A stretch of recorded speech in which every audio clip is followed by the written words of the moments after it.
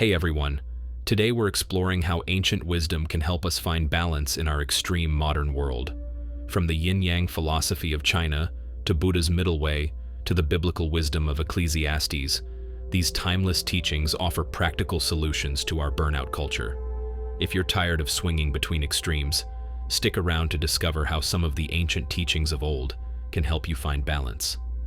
Let's dive in. Look around at our modern world, and you'll see a culture that glorifies extremes.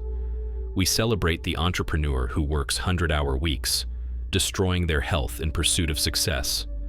We admire the athlete who pushes beyond all reasonable limits, often at great personal cost. We're bombarded with marketing that encourages unlimited consumption, while social media amplifies the most polarized viewpoints. In this landscape of extremes, many of us find ourselves oscillating between burnout and emptiness, between excessive stimulation and profound boredom, between obsessive work and mindless escapism. We live in a world that has lost its center. The evidence surrounds us. Rates of anxiety and depression continue to climb despite unprecedented material wealth. Our political discourse has devolved into shouting matches between opposing camps, with nuanced middle positions receiving little attention. Our relationship with technology swings between compulsive connectivity and desperate digital detoxes. Our diet's pendulum between rigid restriction and mindless indulgence. Even our leisure has become extreme, binge-watching entire seasons in one sitting, or training for ultra-marathons rather than enjoying moderate daily movement. I, for one, can say, I am guilty of binge-watching an entire season in one sitting. Not so much on training for an ultra-marathon, though. But what if balance isn't just a nice idea, but the very foundation of well-being? What if thousands of years of human wisdom across diverse cultures have been trying to tell us something crucial that we've forgotten? For over 3,000 years, Chinese philosophy has centered on the concept of yin and yang, complementary, interconnected forces that must remain in balance. These aren't merely abstract concepts. When these forces fall out of equilibrium, Chinese medicine teaches that disease, discord, and suffering inevitably result. This ancient wisdom manifested in practical approaches to health that sought harmony between opposing elements, hot and cold, active and passive, external and internal. Traditional Chinese physicians didn't just treat symptoms, they worked to restore the body's natural equilibrium. Their sophisticated understanding recognized that excess in any direction, even of things considered beneficial, could create harm. Too much rest becomes lethargy. Too much activity becomes exhaustion. Even an excess of what we consider healthy foods could create imbalance in the body's systems. This wisdom extended beyond physical health to all aspects of life. The Tao Te Ching, one of China's most influential texts, repeatedly emphasizes the middle path. Returning to the source is stillness, which is the way of nature, and the softest thing in the universe overcomes the hardest thing in the universe. These paradoxical teachings point to the power found not in extremes, but in their integration. The Buddha's life story itself is a journey toward balance. After trying both extreme self-denial as an ascetic and indulgent palace life as a prince, he discovered what he called the middle way, the balanced path that led to enlightenment. Neither extreme could provide what the human spirit truly needs. Consider the details of his story. As Prince Siddhartha, he lived in artificial luxury, sheltered from all suffering, indulging every desire. Finding this empty, he renounced everything, practicing such extreme asceticism that he nearly died of starvation. Only when he accepted nourishment and found the middle path, neither indulgence nor denial, did he attain the awakening he sought. This wasn't merely a personal discovery, but became a foundational principle of Buddhist practice. The middle way refers not just to lifestyle, but to philosophical understanding that avoids the extremes of eternalism, that things last forever, and nihilism, that nothing has meaning. It teaches moderation in all things, eating, sleeping, working, and even in spiritual practice itself. The ancient Greeks so valued the concept of sophrosin, excellence of character expressed through moderation, that they carved nothing in excess at the entrance to the Temple of Apollo at Delphi. This wasn't a suggestion. It was considered fundamental wisdom for anyone seeking to live well. Aristotle formalized this understanding in his Nicomachean Ethics, developing the doctrine of the golden mean, that virtue lies at the midpoint between deficiency and excess. Courage, for example, is the balanced middle between recklessness and cowardice. Generosity is the balanced middle between wastefulness and stinginess. This wasn't a bland compromise, but the point of greatest excellence, like the perfect tension of a well-tuned string that produces beautiful music. Even the book of Ecclesiastes speaks to this truth, noting that, "For everything there is a season, and a time for every purpose under heaven." Wisdom lies not in permanently embracing one extreme, but in recognizing the appropriate measure for different aspects of life. Psalms advise, "Be still, and know that I am God," while elsewhere, Scripture encourages diligent work. Jesus himself modeled this balance, retreating alone to pray, then engaging intensely with crowds. He taught his disciples to be wise as serpents and innocent as doves, holding together qualities that might seem in opposition. Even indigenous wisdom traditions worldwide reflected this same understanding. Native American practices emphasized maintaining harmony between opposing forces, between human needs and nature's sustainability, between individual expression and community responsibility, between honoring tradition and adapting to new circumstances. The Iroquois Confederacy's principle of considering decisions in light of their impact 7 generations into the future reflects this balanced perspective that neither clings to the past nor sacrifices the future for immediate gain. Their sustainable agricultural practices maintained soil fertility for centuries by finding the perfect balance between use and regeneration. These traditions, spanning continents and millennia, converge on a profound insight. Humans flourish in the balanced middle, not at the ragged edges of experience. In medicine, we see this principle reflected in the concept of homeostasis, the body's remarkable ability to maintain internal equilibrium despite changing external conditions. Our temperature, blood chemistry, and countless other variables stay within narrow ranges optimal for life. Too much or too little of almost anything disrupts this delicate balance and leads to disease. So what might this ancient wisdom of balance look like in our lives today? Instead of glorifying overwork or indulging in idleness, we might seek sustainable rhythms of productivity and rest, recognizing that true creativity emerges from this pulsation between effort and renewal. The most innovative companies are now discovering that shorter work weeks and adequate rest actually improve productivity and creative problem solving. Consider the practice of Silicon Valley executives who schedule think weeks away from the constant demands of their organizations. Bill Gates famously retreats twice yearly to a cabin where he reads and reflects without interruption. This balance between intense engagement and strategic withdrawal enables deeper insights than constant activity ever could. Rather than swinging between restrictive diets and complete indulgence, we might cultivate a balanced approach to nourishment that honors both pleasure and health. The Mediterranean dietary tradition exemplifies this middle path, enjoying food's sensual pleasures while naturally moderating portions and emphasizing fresh, whole ingredients. Notice how traditional food cultures worldwide share this wisdom of moderation.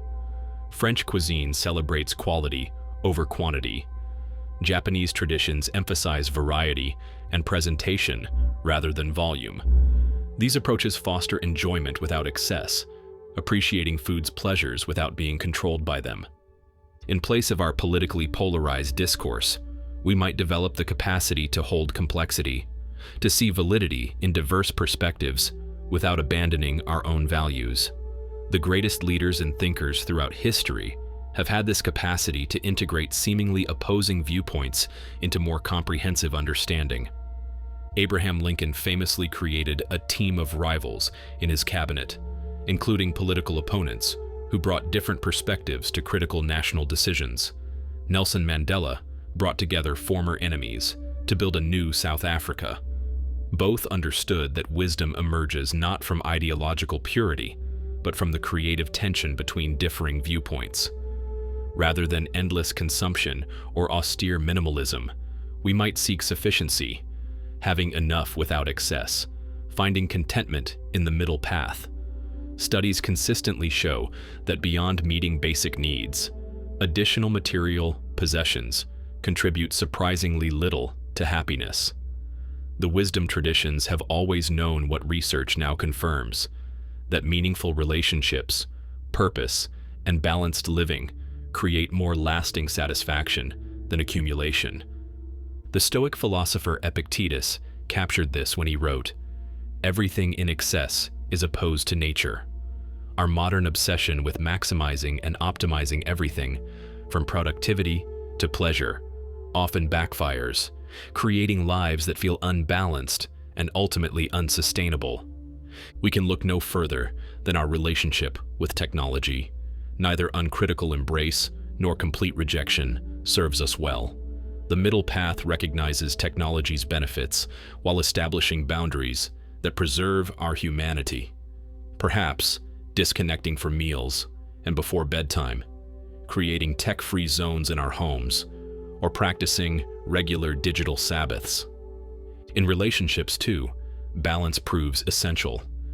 Healthy connections require neither complete merger that erases individual identity, nor such rigid boundaries that intimacy becomes impossible. The dance between togetherness and separateness, between vulnerability and strength, between giving and receiving, creates relationships that can flourish over time. The wisdom of balance isn't passive compromise. It requires strength to resist the pull toward extremes. The Taoist concept of wu wei, often translated as non-forcing or effortless action, suggests that we achieve the best results not through aggressive striving, but through aligned action that works with, rather than against, the natural flow of things. Picture a tightrope walker crossing a great height. This isn't a passive act, but requires constant, subtle adjustments, a dynamic equilibrium rather than rigid stasis. True balance is alive, responsive, and engaged. Or consider the martial arts tradition of Aikido, which teaches practitioners to maintain their own center while blending with opposing forces rather than meeting force with force. The master doesn't try to overpower an opponent but redirects energy through balanced movement.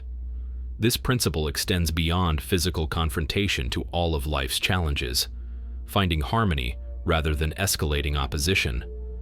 Living in balance doesn't mean avoiding all extremes at all times.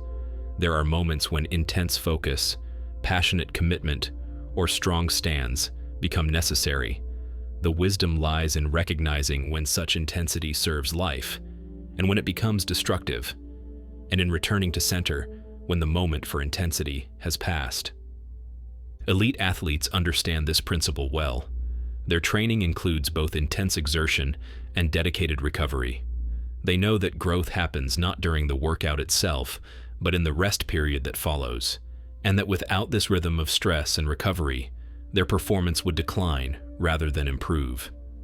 As we face mounting challenges, from climate change to political division, from technological disruption to public health crises, the wisdom of balance offers us not just personal well-being, but collective survival. The extremes ultimately destroy themselves. Only the balanced middle can sustain life over time. Our environmental crisis itself stems from imbalance, taking more than can be regenerated, prioritizing short-term gain over long-term sustainability. Indigenous cultures that maintained balance with natural systems thrived for thousands of years on the same lands. Our modern imbalance threatens the very systems that sustain human life. Perhaps the ancient sages were right. Perhaps the secret to navigating our complex modern world isn't found in embracing the newest extreme, but in rediscovering the timeless middle path that has sustained human flourishing across the ages. This doesn't mean rejecting innovation or progress. Rather, it means evaluating new developments through the lens of balance, asking whether they contribute to or detract from harmonious living. Some technologies and social changes move us toward greater balance. Others pull us toward destructive extremes. Wisdom lies in discriminating between them. Consider where you might restore balance in your own life today, not as a sacrifice, but as the rediscovery of a harmony that your being already intuitively recognizes as true. Perhaps it's creating boundaries around work hours, establishing regular time in nature, moderating digital consumption, or finding the middle path in diet or exercise. Notice the areas where you tend toward extremes, where you're either all in or completely disengaged. These polarized patterns often signal opportunities for growth through greater balance. Small, consistent steps toward the middle path can create profound shifts over time. Remember that balance isn't a fixed destination, but a continual practice, a dynamic process of adjustment and readjustment as circumstances change. Like the tightrope walker, we find stability not through rigidity, but through responsive adaptation, maintaining our center amidst life's inevitable fluctuations. In a world that profits from our imbalance, that sells us solutions to problems created by previous extremes, choosing the middle path becomes a quiet revolution. It's a return to ancient wisdom that our bodies and spirits recognize as home, even if our culture has temporarily forgotten. As the Tao Te Ching reminds us, the soft overcomes the hard, the gentle overcomes the rigid. Everyone knows this is true, but few can put it into practice. May we be among those few who embody this timeless wisdom of balance in a world desperately in need of its healing power. Thanks for joining me on this exploration of ancient wisdom and balance. Whether you draw inspiration from Eastern philosophy, Buddhist teachings, the Bible, or indigenous traditions, the message remains remarkably consistent.